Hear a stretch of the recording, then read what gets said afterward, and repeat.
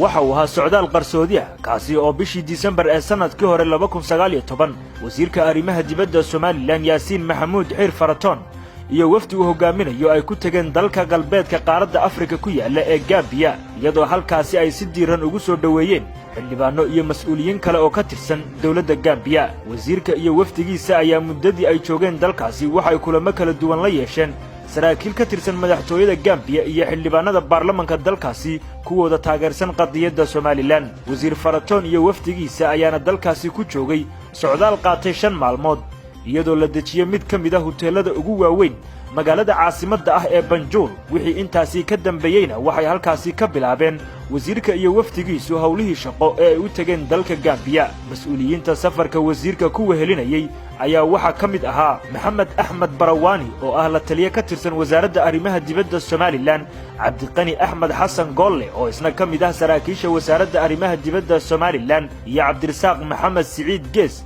oo ah wakiilka cusub ee dalka Turkiga u qaabilsan Somaliland. socdaalka Gambiya ay mas'uuliyiinta Somaliland ku sheegeen in uu ka mid ahaa dadaalada qadiyadda Somaliland lagu gaarsiinayo dalalka caalamka ee ka fog mandaqada geeska Afrika si kor loogu qaado saaxiibada ay Somaliland ku leedahay caalamka.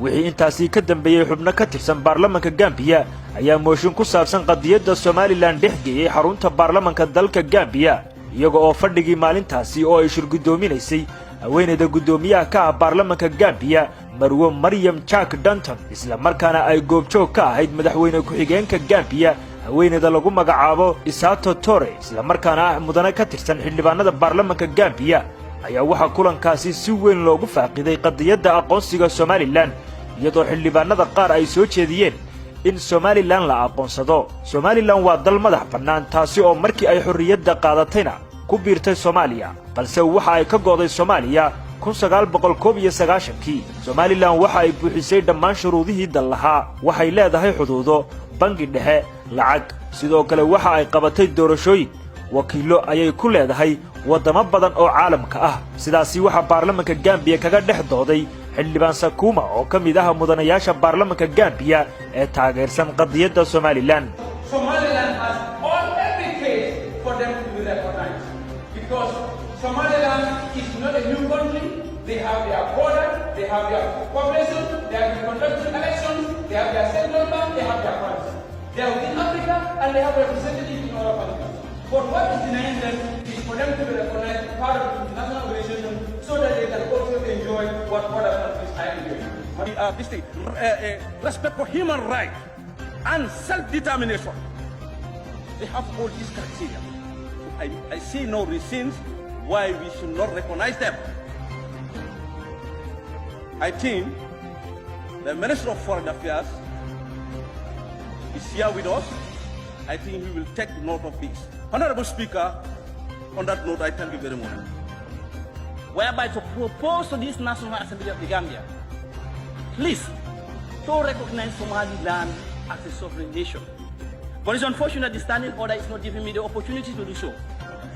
I know that one. This is why I'm putting it this way, Honorable Speaker.